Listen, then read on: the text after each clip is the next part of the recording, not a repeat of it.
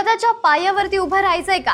आता महिला चालवणार प्रगतीचं चाक. जाणून घ्या सरकार तुम्हाला रिक्षा घेण्यासाठी कशी मदत करते. घर बसल्या विचार कसला करताय? फक्त 20% रक्कम भरा आणि मालकीन बना स्वतःच्या पिंक ई रिक्षाची. पुरुषांची मक्तेदारी संपली. आता शहराच्या रस्त्यांवरती धावणार तुमची पिंक रिक्षा. सरकारच्या या योजनेचा फायदा घेतलाय का तुम्ही?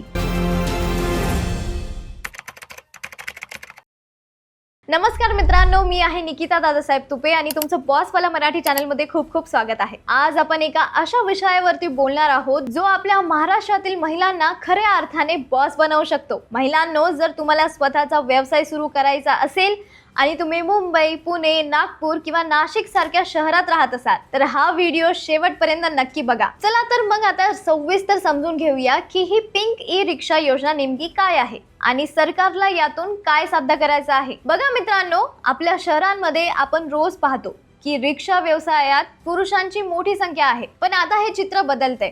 महाराष्ट्र सरकारने खास महिलांसाठी ही योजना आणली आहे. याचा सगळ्यात मोठा उद्देश म्हणजे महिलांना स्वयंरोजगार म्हणजे सेल्फ एम्प्लॉयमेंट मिळवून देणे आहे. म्हणजेच तुम्हाला आता नोकरीसाठी कोणाकडे हात पसरण्याची गरज नाही. तुम्ही स्वतःचे कामाचे बॉस बनू शकता. ही रिक्षा प्रामुख्याने गुलाबी आणि पांढऱ्या रंगाच्या कॉम्बिनेशन मध्ये असते. हा रंग लांबूनच उठून दिसतो, ज्यामुळे प्रवाशांना, विशेषतः महिलांना ही पिंक रिक्षा आहे हे ओळखणे सोपे जाते. याचे डिझाईन आधुनिक आणि कॉम्पॅक्ट असते, जे शहरांच्या अरुंद गल्ल्यांमध्येही सहज वळवता येते. आणि याच्यामध्ये इंजिन ऐवजी पॉवरफुल बॅटरीचा वापर होतो. यात पेट्रोल किंवा डिझेल इंजिन नसते. त्याऐवजी रिक्षाच्या सीट खाली लिथियम आयन किंवा लेड ऍसिड बॅटरी बसवलेली असते. ही बॅटरी इलेक्ट्रिक मोटरला पॉवर देते, ज्यामुळे गाडी धावते. आणि परत महत्वाची गोष्ट, याच्यामध्ये बिलकुल आवाज नाही. ही रिक्षा चालवताना अजिबातही आवाज करत नाही, म्हणजे नॉइज फ्री आहे. आणखीन एक गोष्ट, हे आहे प्रदूषण शून्य. सायलेन्सर नसल्यामुळे धूर निघण्याचा प्रश्नच येत नाही,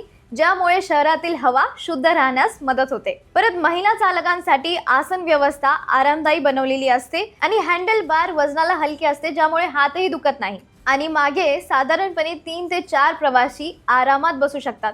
काही मॉडेल्समध्ये प्रवाशांच्या सुरक्षिततेसाठी बाजूला कर्टन्स किंवा लोखंडी जाळीचा सोय सुद्धा असतात. आणि अजून सांगायचं झालं तर ड्रायव्हरच्या समोर एक डिजिटल मीटर असतो, ज्यावर गाडीची स्पीड, बॅटरी किती टक्के शिल्लक आहे आणि गाडी किती किलोमीटर चालली आहे हे सुद्धा स्पष्ट दिसते. आणि एवढंच नाही तर अनेक पिंक रिक्षामध्ये सुरक्षेसाठी GPS ट्रॅकिंग सिस्टम सुद्धा आहे. आणि अजून बोलायचं झालं तर काही प्रगत मॉडेल्समध्ये आपत्कालीन परिस्थितीसाठी पॅनिक बटन दिले जाते, जे थेट सुरक्षित मानला जातो आणि थेट कंट्रोल रूमशी जोडलेला असू शकतो.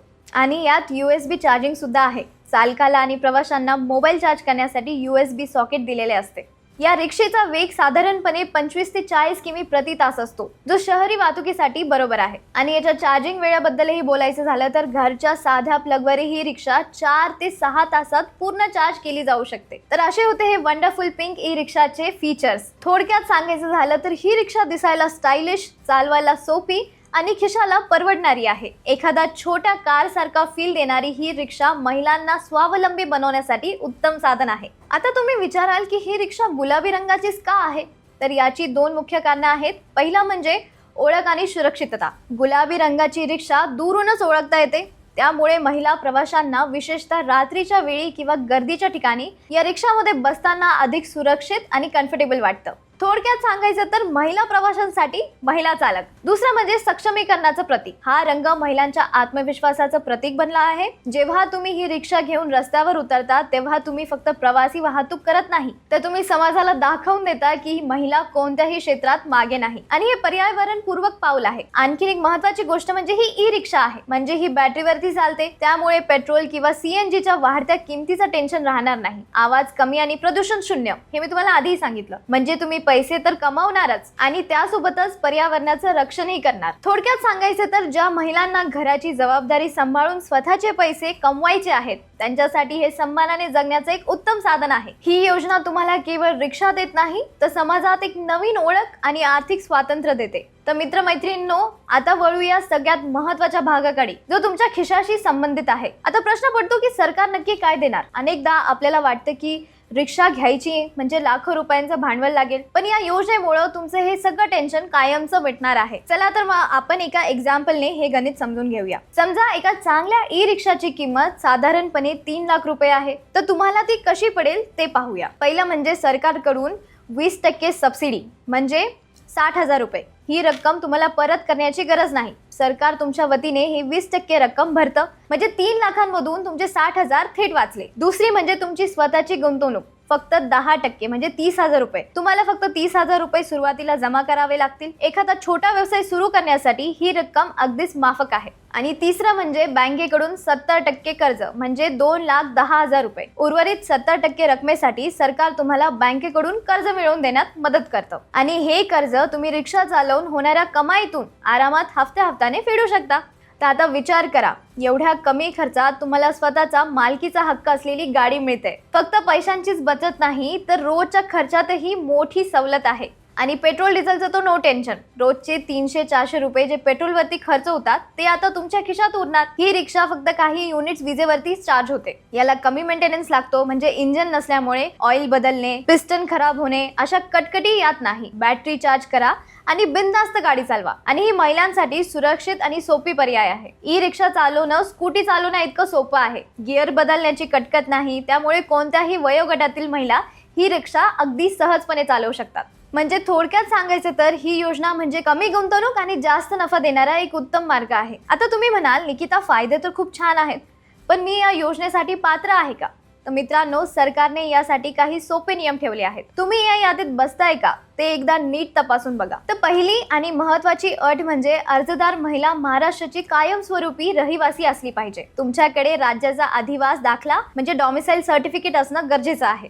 आणि दुसरं म्हणजे वयोमर्यादा. तुमचं वय 18 ते 35 वर्षाच्या दरम्यान असणं आवश्यक आहे. पण एक महत्त्वाची गोष्ट, काही शहरांमध्ये आणि विशिष्ट प्रवर्गातील महिलांसाठी वयाची अट 45 वर्षापर्यंत शिथिल असू शकते. त्यामुळे जर तुम्ही 35 वर्षाच्या पुढे असाल तर एकदा तुमच्या जवळच्या कार्यालयात नक्की चौकशी करा आणि आशा सोडू नका. आणि तिसरं म्हणजे तुमचं शहर. ही योजना सध्या प्रयोगित तत्वावरती महाराष्ट्रातील मोठ्या शहरांमध्ये आहे. जर तुम्ही मुंबई, पुणे, ठाणे, नागपूर, नाशिक किंवा छत्रपती संभाजीनगर यांच्यासारख्या शहरी भागात राहत असाल तर तुम्ही नक्कीच अर्ज करू शकताय. या शहरांमध्ये प्रदूषणाची समस्या जास्त आहे आणि प्रवाशांची संख्याही मोठी आहे, म्हणूनच सरकारने या शहरांसाठी निवड केली आहे. आणि चौथं म्हणजे ड्रायव्हिंग लायसन्स. सर्वात महत्त्वाचं, तुमच्याकडे रिक्षाचा पॅसेंजर ट्रान्सपोर्ट ड्रायव्हिंग लायसन्स असणं आवश्यक आहे. आणि एक खास टिप मी तुम्हाला सांगते, जर तुमच्याकडे सध्या लायसन्स नसेल तर घाबरून जाऊ नका, तुम्ही आजच लायसन्ससाठी अर्ज करू शकता.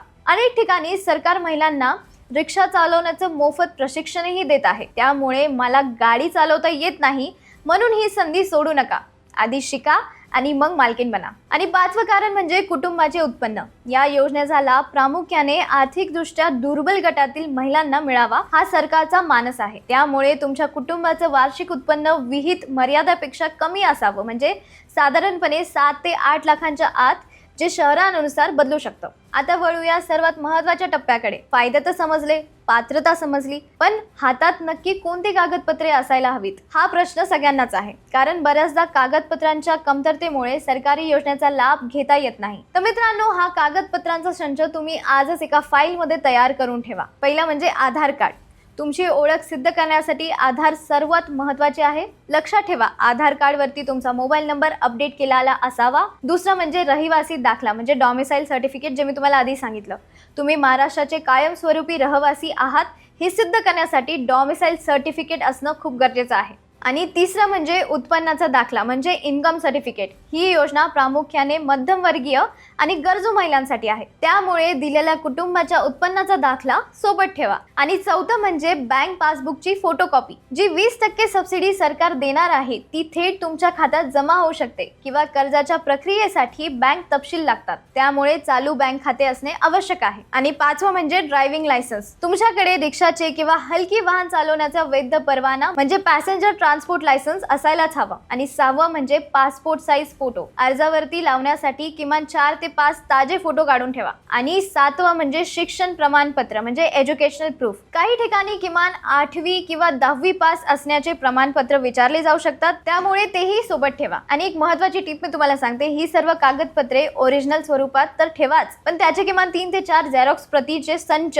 म्हणजे सेट्स बनवून ठेवा. आणि शक्य असल्यास या कागदपत्रांना स्वतः तपासा, जेणेकरून तुमचा वेळ वाचेल. आता येतो सगळ्यात कळीचा मुद्दा. फायदे तर समजले, पण आता अर्ज नक्की कुठे आणि कसा करायचा? अनेकदा सरकारी प्रक्रियेचं नाव ऐकलं की आपल्याला वाटतं खूप चक्रा माराव्या लागतील, पण पिंक ई रिक्षा योजनेसाठी प्रक्रिया सोपी करण्याचा प्रयत्न सरकारने केला आहे. बघा, अर्ज करण्यासाठी तुमच्याकडे सध्या 2 मुख्य पर्याय आहेत. पहिलं म्हणजे ऑफलाईन पद्धत, म्हणजे थेट कार्यालयात जाऊन.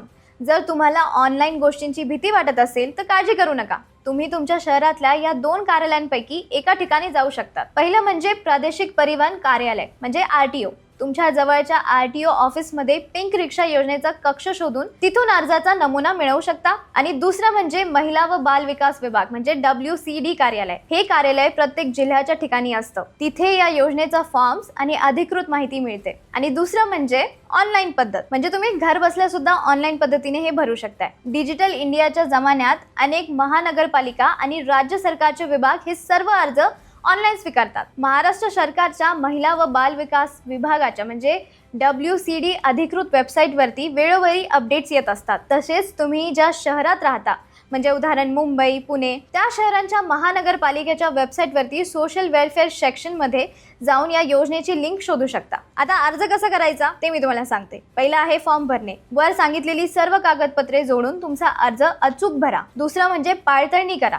RTO किंवा संबंधित विभाग तुमच्या कागदपत्रांची आणि लायसन्सची तपासणी करेल. आणि तिसरं म्हणजे मुलाखत किंवा निवड. अनेकदा अर्जदारांची संख्या जास्त असल्यास लॉटरी पद्धतीने किंवा मुलाखतीद्वारे निवड केली जाते. आणि चौथं म्हणजे बँक प्रोसेस. तुमची निवड झाली की सरकार तुमची 20% सबसिडी मंजूर करतं आणि तुम्हाला बँकेकडून कर्ज मिळवून देण्यास मदत करतं. आणि एक महत्त्वाची खबरदारी, ही सरकारी योजना आहे, त्यामुळे कोणत्याही एजंटला किंवा त्रस्त माणसाला पैसे देऊ नका. स्वतः कार्यालयात जाऊन चौकशी करा किंवा अधिकृत वेबसाईटचा वापर करा. कोणतेही अफवांवरती विश्वास ठेवू नका. तर माझ्या लाडक्या मैत्रिणींनो, आता कोणाच्याही समोर हात पसरण्याची किंवा कोणावर अवलंबून राहण्याची गरज नाही. ही पिंक ई रिक्षा योजना म्हणजे तुमच्या स्वप्नांना पंख देणारी एक मोठी संधी आहे. सरकार तुम्हाला मदतीचा हात देतंय. आता तो हात पकडून पुढे जाण्याची जबाबदारी तुमची आहे. जर तुम्हाला आजची ही माहिती उपयुक्त वाटली असेल तर हा व्हिडिओ लाईक नक्की करा. ही माहिती तुमच्या मैत्रिणींना, नातेवाईकांना आणि ओळखीच्या गरजू महिलांपर्यंत शेअर नक्की करा. आणि हो,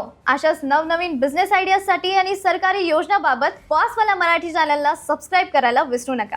ब्रँड पार्टनरशिप आणि ॲडव्हर्टाइजमेंट इन्क्वायरीसाठी ईमेल करा brand@bosswala.com. व्हॉट्सअप करा 9108014192. बॉसवाला. Be the boss.